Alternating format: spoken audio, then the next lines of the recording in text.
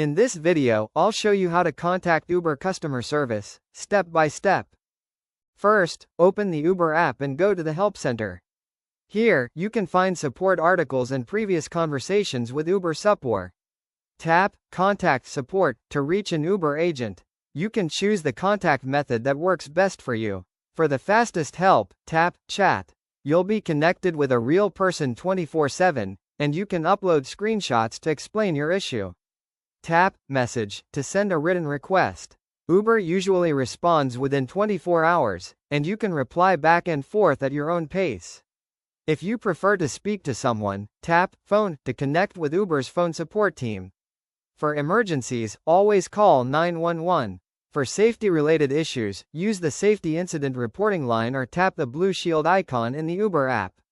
And that's how to contact Uber customer service. Chat, message, or call. Help is just a tap away.